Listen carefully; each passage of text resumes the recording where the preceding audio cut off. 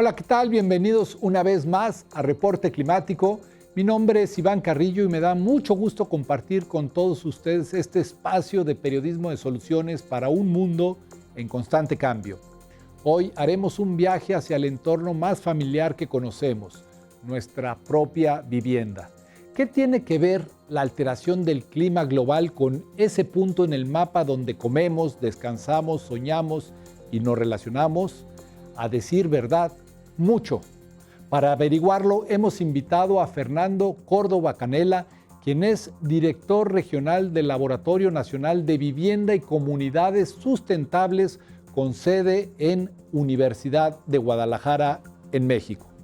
Fernando es doctor en arquitectura e investiga cómo se pueden mejorar los lugares que habitamos, especialmente en un contexto de urgencia frente a la crisis ambiental, económica y social que nos sofoca.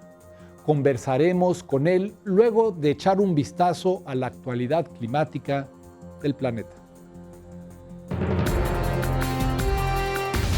El cambio climático nos amenaza a todos, pero son las mujeres y las niñas las que suelen sufrir sus consecuencias más duras y violentas, dijo Michelle Bachelet, alta comisionada de la ONU para los Derechos Humanos, durante un debate sobre el nexo entre el calentamiento global y la violencia de género. Según las estadísticas del Programa de Naciones Unidas para el Medio Ambiente, el 80% de las personas desplazadas por la alteración del clima son mujeres. En su camino hacia un nuevo hogar, ellas corren un riesgo mucho mayor de sufrir violencia, incluida la sexual. A esto se suma el mayor peligro de trata de personas y de matrimonio infantil, precoz y forzado que sufren las mujeres y las niñas que se desplazan.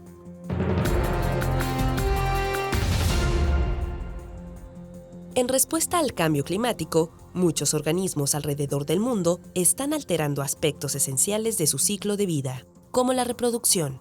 Es el caso del licaón, o perro salvaje africano.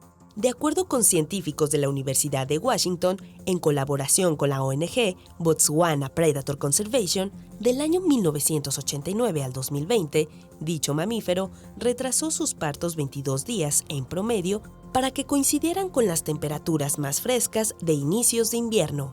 Sin embargo, lo que pareciera una adaptación ha sido descrito por los investigadores como una trampa, salir de la sartén para caer en el fuego, pues menos cachorros sobrevivieron a su etapa más vulnerable, agravando con ello el estatus de una especie que ya estaba en peligro.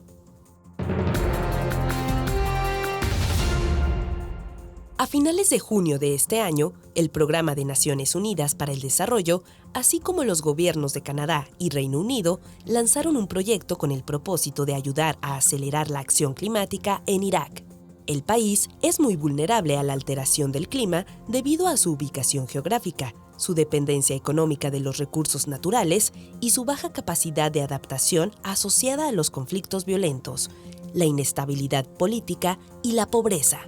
Gracias al nuevo apoyo internacional que recibirá, se espera que Irak pueda cumplir sus compromisos asentados en el Acuerdo de París, que incluyen migrar hacia fuentes de energía renovables, promover soluciones basadas en la naturaleza, gestionar el recurso hídrico y prepararse para desastres como las sequías.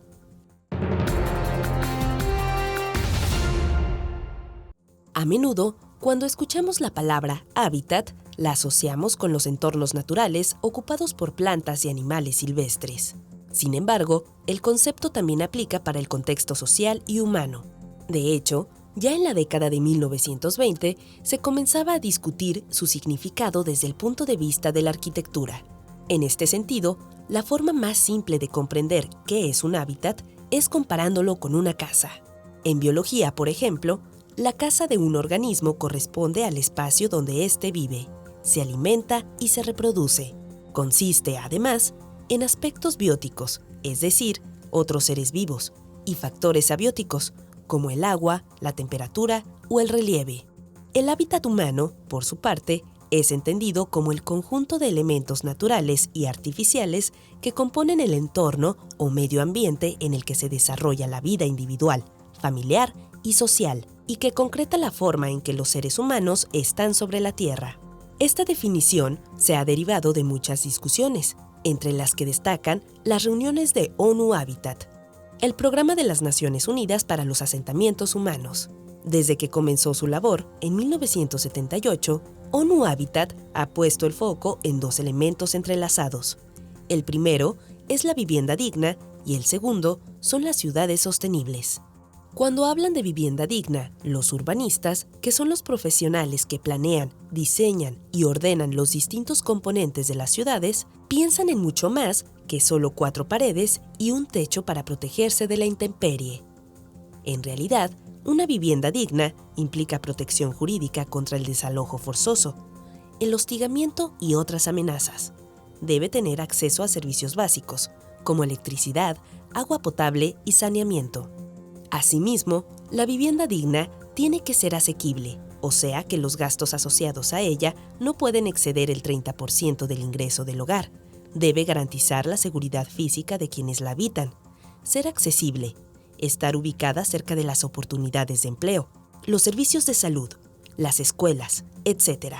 Y debe adecuarse a la identidad cultural de sus ocupantes. Pese a que la vivienda digna es un derecho humano, se calcula que 1.800 millones de personas en el mundo no cuentan con ella. Y en países como México, más de un tercio de la población habita en condiciones inadecuadas. En lo que respecta a las ciudades, para el año 2030, 6 de cada 10 personas en el mundo vivirá en zonas urbanas. La única forma de asegurar un mejor futuro para todos es que estos lugares sean cada vez más sostenibles. Pensar en una ciudad sostenible es pensar en vivienda digna y viceversa. La vivienda es una suerte de termómetro de cómo los seres humanos nos vinculamos con la naturaleza. Es también una medida de desigualdad y un testigo histórico de cómo las personas hemos explotado los recursos y la energía. El 57%, por ejemplo, de la vivienda en nuestro país está por debajo, está ubicada en los 4 primeros deciles de ingreso, quiere decir que están por debajo de la línea de pobreza. Esto tiene muchísimas implicaciones en términos, digámoslo así, de cómo se ha construido, cómo se ha producido.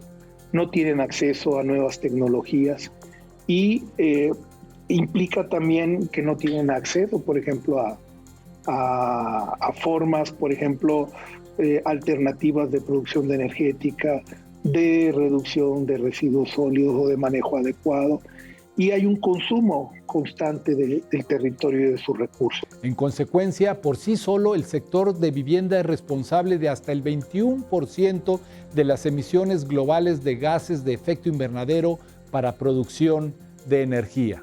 El hábitat es este lugar que se identifica en el territorio donde nosotros tenemos o desarrollamos nuestra vida, ¿no? Y tenemos relaciones activas no solamente entre nosotros, sino con los ecosistemas, con la naturaleza, ¿no? Entonces, entendido en ese sentido, el hábitat no es solamente un tema, digamos, de relaciones unidimensionales, sino que tiene múltiples relaciones. Podríamos verlo desde un enfoque sistémico y podríamos decir que existen dimensiones económicas, sociales, tecnológicas que definen esta relación que tenemos entre nosotros, los demás seres vivos y el entorno físico, ¿no? Viendo nada más como unidad de vivienda, ya viéndolo como ciudad, pues tiene todo un impacto muchísimo mayor, ¿no? Pero sí, la vivienda en principio tiene este enorme impacto, y es un impacto que lo vivimos cotidianamente. Por ello, entender y atender el cambio climático, considerado el mayor desafío de nuestros tiempos, nos obliga a voltear a ver a la vivienda. La vivienda representa, cuando menos en nuestro país, uno de los mayores retos en términos de para la mitigación y para la adaptación al cambio climático. Recordemos que mitigar el cambio climático significa reducir, con ayuda de la tecnología, las emisiones de los gases que calientan al planeta. Por su parte, la adaptación implica alterar nuestro comportamiento para protegernos de los impactos del cambio climático. Hacer estas transiciones en términos de vivienda requiere seguir varias pautas como las que expone a continuación Fernando Córdoba. La primera, yo creo que es el rol significativo que debemos de tener la ciencia, quienes nos dedicamos a ciencia, ciencia, tecnología, humanidades e innovación, como ahora lo define la actual política nacional en esa materia. Creo que tenemos que tomar un rol más activo. Y eso pasa de que nosotros tomemos este rol todavía afincado en la producción científica ortodoxa y convencional hacia una visión de incidencia, es decir, de involucrarnos en los problemas. En segundo lugar, las políticas públicas tendrían que incorporar ese conocimiento científico para generar propuestas basadas en evidencia. Quizás uno de nuestros principales problemas es que históricamente nos hemos ido configurando en parches, con diferentes formas de concebir vivienda, ciudad, y tenemos incongruencias desde la perspectiva de la infraestructura urbana y también de cómo nosotros producimos la vivienda.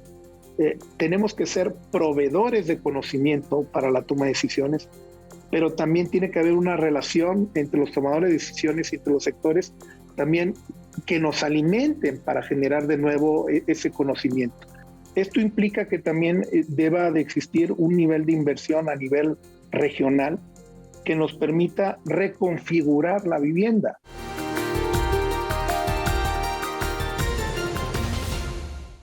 Una vivienda sustentable sigue un nuevo paradigma de construcción y de vida. Una conciencia de responsabilidad ambiental en donde, lejos de lastimar el entorno, lo favorece al generar y regular recursos naturales.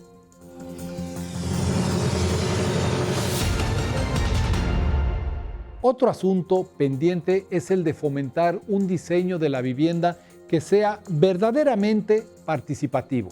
El diseño tiene esta visión de generar designios, y ese es un defecto enorme que tenemos el área de conocimiento o el campo de conocimiento, que hemos heredado muy probablemente de la tradición moderna, ¿no? Donde nosotros somos los que definimos al final, ¿no? Por poner un ejemplo, de que los temas urbanos son de interés público, por tanto, quien tiene que tomar la última decisión es la autoridad. El diseño tiene que ser más participativo, más abierto, tiene que generar estos diálogos con otras disciplinas, pero también con un diálogo horizontal con las personas. Y esto nos lleva automáticamente a una última pauta, el involucramiento de la ciudadanía. No hay quien sepa más cómo se habita más que quien habita en el lugar, en el territorio. Y ahí tenemos que hacer este cambio, inclusive dentro de nuestros programas académicos. Tenemos que generar más este diálogo, puertas afuera, incorporarlo dentro del diseño. El diseño, vuelvo a repetir, no, si nos referimos a la parte tecnológica o técnica, hay suficiencia. Yo me atrevería a decir que hay suficiencia tecnológica. Lo que no hay es esta otra parte epistémica, metodológica, que nos permita trascender. Y yo creo que es una cosa pequeñísima, ¿no? Pero gracias o producto de estas cosas pequeñísimas, es que luego no podemos implementar soluciones efectivas. Y eso se ve en cómo va escalando todo. Quienes habitamos, que a final de cuentas son las personas, los ciudadanos, también tenemos que empezar a tener otro tipo de actitud respecto al problema que estamos enfrentando, porque parece que lo vemos bastante lejano, hasta cuando tenemos crisis que son picos agudos, ¿no? Por ejemplo, cuando hay desabasto de agua, cuando tenemos problemas de abastecimiento energético, ¿no? Por citar nada más dos temas, o cuando tenemos problemas sanitarios tan fuertes como los hemos tenido con pandemia, o problemas sanitarios producto del mal manejo, por ejemplo, de residuos, ¿no? En algunas partes, por citar solamente algunos, o sea, 3 puntos elementales, ¿no? O simplemente por la progresiva destrucción de áreas naturales protegidas, es cuando nos damos cuenta. En el tránsito hacia un hábitat más resiliente a los embates del cambio climático, algo es seguro. Tenemos la suficiencia tecnológica, pero necesitamos más innovación social. Inclusive yo te podría decir que algunas tecnologías no han terminado de madurar porque no existen los suficientes incentivos en el mercado ni en la política pública. Es por eso que hablaba del papel que juegan los tomadores de decisión, pero también de quienes desarrollamos esas tecnologías y también quienes las implementan o las consumen, ¿no? Que es en este caso las personas, los usuarios, pero también las empresas o los actores que están encargados en la gestión y producción de vivienda y de ciudad. Estamos hablando de apertura de patentes, de generación de servicios sobre esas patentes, ¿no? Sobre esa propiedad intelectual. Estamos hablando de un enfoque extensionista con las personas, ¿no? Es decir, tenemos que generar esos incentivos dentro de las personas y vincularlos a la calidad de vida de ellos. ¿Qué tan rápido o lento va México y el resto de América Latina rumbo a este concepto de vivienda sustentable? Fernando Córdoba nos comparte algunos indicadores. Por ejemplo, aquí en México, solamente el 3.6% de las viviendas, de acuerdo a la encuesta intercensal del 2015 de INEGI, tiene ecotecnias vinculadas al consumo energético. Dos temas muy sencillos, pues, o sea, calentadores solares y fuentes alternativas de producción, ¿no? Entonces, esto es en un país donde activamente, México ha sido un país donde activamente en los últimos 20 años se ha buscado esa transición tecnológica. Y este rezago es común a nivel regional. En los países de la región no ha sido tan, digamos, sostenida ni de tan largo plazo estas políticas. Pudiera ser específicamente, por ejemplo, el caso chileno, que han ido avanzando de a poco, y el caso brasileño, que ha ido avanzando con algunos traspiés, ¿no? Pero si vemos en el contexto de la región, México es de los más avanzados y aún no ha logrado consolidar esto, ¿no? Estamos en ese camino. Decirte que, por ejemplo, solamente el 0.25% en nuestro caso, en el país, incorpora fuentes alternativas de generación eléctrica en la vivienda. O sea, prácticamente nada. Ya sea porque la autoproducen o porque tienen un sistema de alimentación, digamos, bidireccional, ¿no? Entonces, creo que sí es muy importante pensar que hay que hacer esta transición tecnológica que pasa por quienes gestionen y quienes produzcan la vivienda y la ciudad.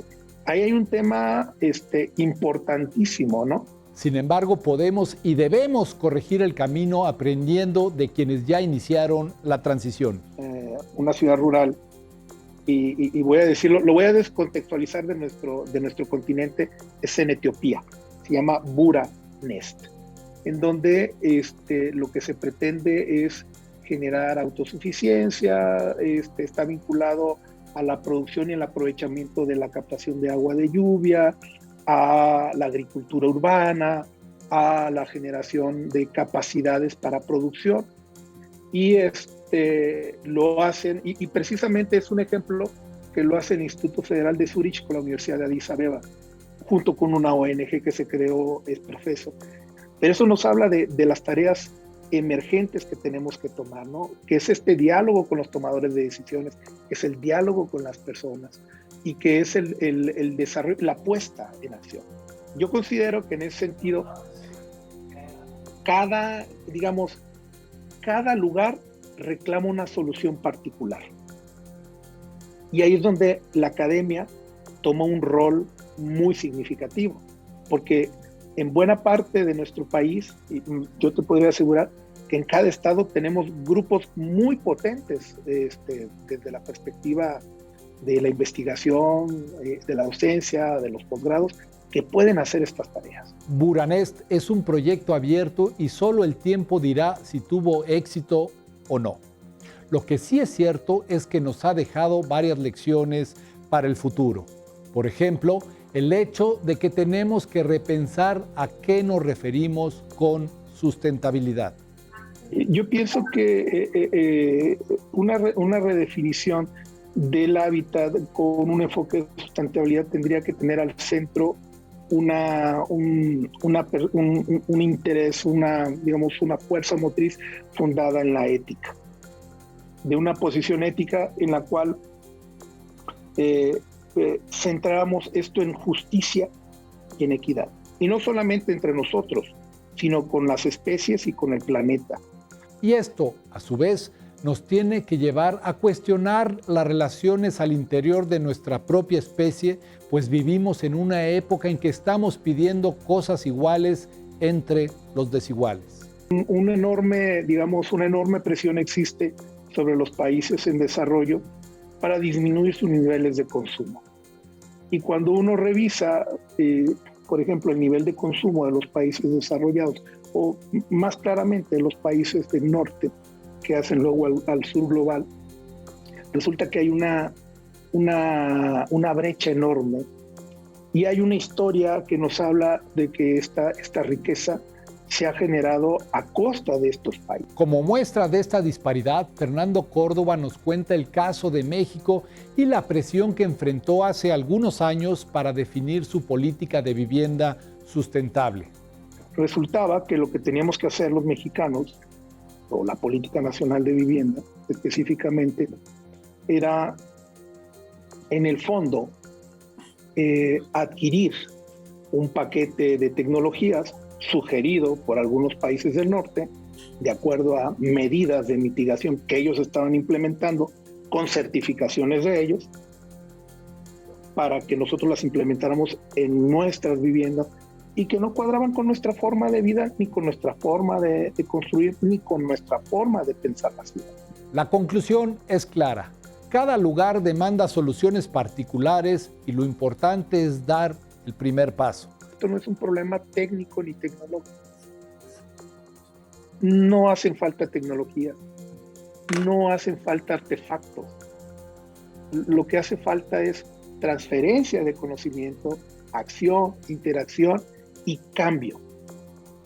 Ahí es donde estamos. Por supuesto, esto va a llevar un enorme trabajo y un enorme nivel de inversión para transformar, pensando en que el hábitat no solamente está vinculado al espacio físico, sino hay interacciones, como lo dije al principio, sociales, económicas, que definen esos espacios físicos donde vivimos cotidianamente.